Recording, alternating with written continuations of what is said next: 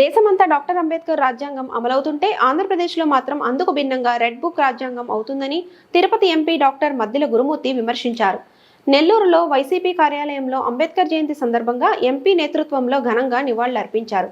ఈ కార్యక్రమంలో ఎమ్మెల్సీలు చంద్రశేఖర్ రెడ్డి, మేరుగ మురళి, వైసీపీ నాయకుడు ఆనం విజయకుమార్ రెడ్డి తదితరులు పాల్గొన్నారు. డాక్టర్ బిఆర్ అంబేద్కర్ గారి యొక్క జయంతి సందర్భంగా ఈరోజు మన నెల్లూరు జిల్లా వైఎస్ఆర్ కాంగ్రెస్ పార్టీ కార్యాలయంలో ఈరోజు ఘనంగా ఆయన జన్మదిన వేడుకలు జరుపుకోవడం జరిగింది. ఇందులో మా ఎమ్మెల్సీలు చంద్రశేఖర్ అన్న, మేరుగ మురళన్న, అలాగే మా సీనియర్ మోస్ట్ లీడర్ మా అన్న విజయన్న, అలాగే రాజశేఖర్ అన్న మరియు అందరూ నాయకులు, జిల్లా వ్యాప్తంగా అందరూ నాయకులు ఈ కార్యక్రమంలో పాల్గొని జయప్రదం చేయడం జరిగింది.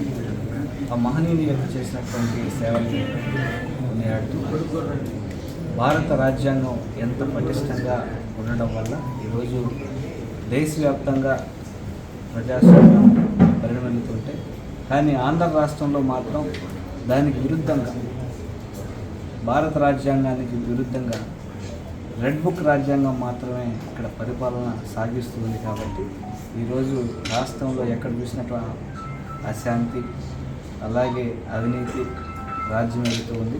ఖచ్చితంగా భారత రాజ్యాంగం ఈ ఆంధ్ర రాష్ట్రంలో అమలయ్యేటట్టుగా ఆనరబుల్ కోర్ట్స్ చూడాలని, కాబట్టి కోర్టుల్లో కొన్ని పిటిషన్లు కూడా రకరకాల కేసుల మీద ఫైల్ అవుతూ ఉన్నాయి. మనం చూస్తున్నాం, కక్ష సాధింపు చర్యలే ఆంధ్ర రాష్ట్రంలో ఎక్కువైపోయాయి. ఈరోజు ఊళ్ళు ఖాళీ అయిపోయే పరిస్థితి. టీడీపీకి ఓటేస్తేనే ఆ ఊళ్ళల్లో ఉండాలి. టీడీపీకి ఓటేయకుండా ఎవరైనా వైఎస్ఆర్ కాంగ్రెస్ పార్టీకి పనిచేసి ఉంటే వాళ్ళని అక్రమ కేసులు బయటపరిచి, అలాగే హింసించి, అలాగే కుట్టి ఈరోజు రాష్ట్రంలో పలు ప్రాంతాల్లో ప్రజల్ని తరిమేయడం జరిగింది. దీని మీద కూడా కోర్టుల్లో కేసులు ఫైల్ చేస్తున్నాం. అలాగే హ్యూమన్ రైట్స్ కమిషన్కి, ఎస్సీ కమిషన్కి, ఎస్టీ కమిషన్కి పలు కంప్లైంట్లు పెట్టున్నాం. సో ఆ కంప్లైంట్స్ కూడా సరైనటువంటి రెస్పాన్స్, ఏదో ఒకగా తప్పుడు రాతలు రాసి ఆ కమిషన్లు కూడా తప్పుదారి పట్టించే విధంగా ఇక్కడ ఉన్నటువంటి రాష్ట్ర ప్రభుత్వం చేస్తూ ఉంది. ఖచ్చితంగా దీని మీద ఉద్యమం చేస్తాం.